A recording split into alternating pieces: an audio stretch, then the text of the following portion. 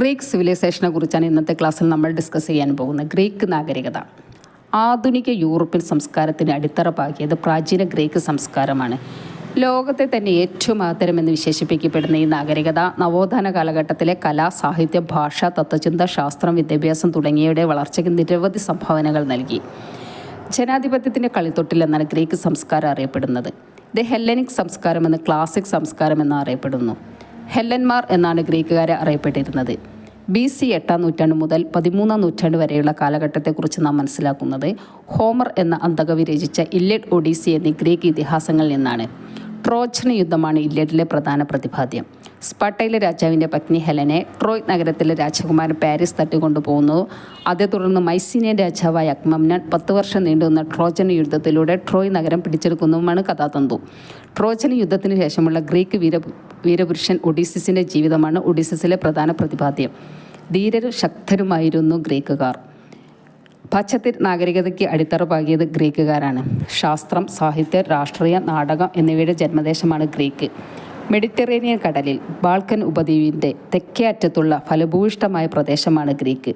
പാശ്ചാത്യ നാഗരികതയുടെ തൊട്ടിൽ എന്നാണ് ഇത് അറിയപ്പെട്ടിരുന്നത്.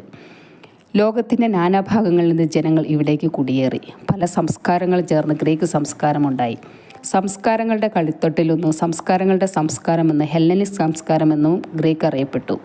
ആർട്ട്, ഫിലോസഫി, ഡെമോക്രസി, ഹീറോസ് ഇതെല്ലാം ഗ്രീക്ക് സംസ്കാരത്തിൻ്റെ നേട്ടങ്ങളാണ്.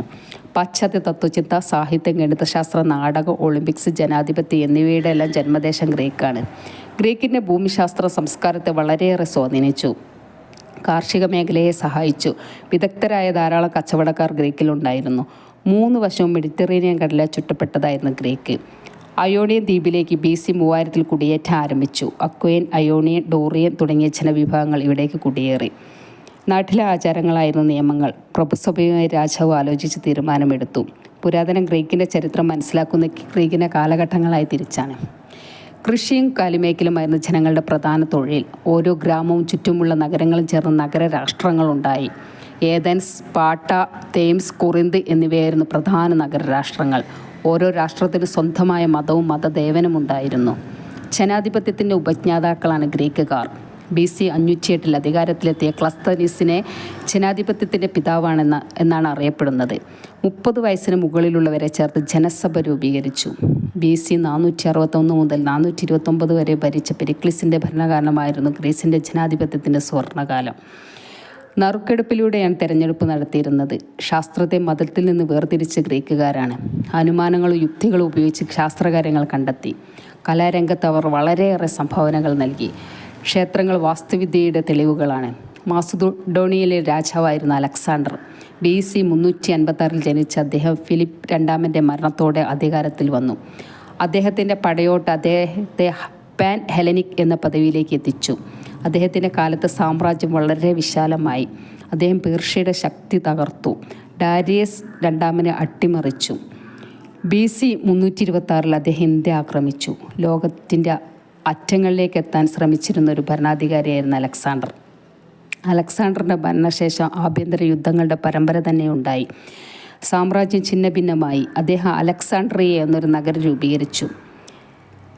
ശക്തമായൊരു സൈന്യം ഗ്രീക്കിനുണ്ടായിരുന്നു. കപ്പൽ വ്യവസായത്തിൽ, ഒലിവ് കൃഷിയിലും ഗ്രീക്കുകാർ വളരെ മുൻപന്തിയിലായിരുന്നു. 1981 യൂറോപ്യൻ യൂണിയനിൽ അംഗമായി ഗ്രീസ്. ഗ്രീക്ക് ഇന്നൊരു വികസിത രാഷ്ട്രമാണ്. അക്ഷരമാലയിൽ സ്വരാക്ഷരങ്ങൾ ആദ്യമായി അവതരിപ്പിച്ച ഗ്രീക്കുകാരാണ്.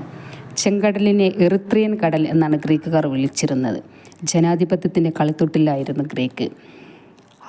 അവരുടെ ഓരോ പ്രകൃതി പ്രതിഭാസങ്ങൾക്കും ഓരോ ദേവന്മാർ ഉണ്ടായിരുന്നു. ആകാശദേവനായിരുന്നു സിയൂസ്.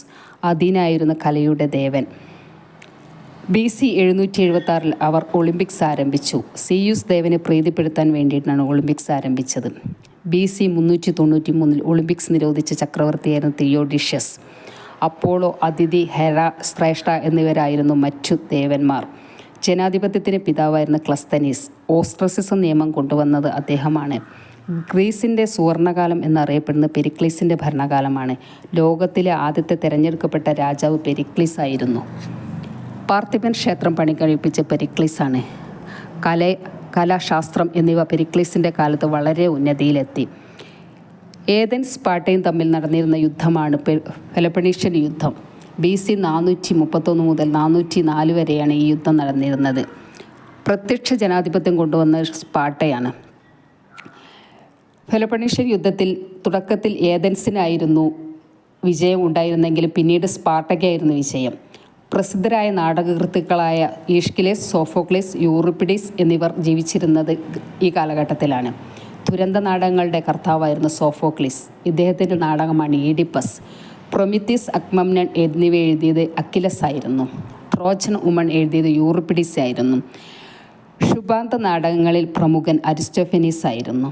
ഹോമറുടെ ഇതിഹാസമായിരുന്നു ഇല്ലഡ്, ഒഡീസി എന്നിവ. പ്രസംഗകലയുടെ പിതാവായിരുന്നു ഡയസ്തനീസ്. പെലോപ്പണീഷ്യൻ യുദ്ധത്തിൻ്റെ ചരിത്രം എഴുതിയത് തൂസിഡൈസ് ആയിരുന്നു. അനാട്ടമിയുടെ പിതാവായിരുന്നു ഹെറോഫിലിസ്. ചരിത്രത്തിൻ്റെ പിതാവായ ഹെറോഡോട്ടസ് ജീവിച്ചിരുന്ന ഈ കാലഘട്ടത്തിലാണ്. ലോകത്തിലെ ആദ്യത്തെ ചരിത്ര പുസ്തകമായ ഹിസ്റ്റോറിയ എഴുതിയത് ഹെറോഡോട്ടസ് ആണ്. പുരാതന ഗ്രീസിലെ പ്രസിദ്ധമായ തത്വചിന്തകന്മാരായിരുന്നു സോക്രട്ടീസ്, പ്ലാറ്റോ, അരിസ്റ്റോട്ടിൽ എന്നിവർ. ഒരു കൃതി പോലും എഴുതാതെ പ്രസിദ്ധനായ വ്യക്തിയായിരുന്നു സോക്രട്ടീസ്. അദ്ദേഹത്തിൻ്റെ വിദ്യാഭ്യാസ രീതിയായിരുന്നു ചോദ്യരീതി. അദ്ദേഹത്തിൻ്റെ ശിഷ്യനായിരുന്നു പ്ലാറ്റോ. പ്ലാറ്റോയുടെ റിപ്പബ്ലിക് വളരെ പ്രസിദ്ധമാണ്. അദ്ദേഹം ഒരു തത്വചിന്താ വിദ്യാലയം രൂപീകരിച്ചു. ഇതാണ് അക്കാദമി.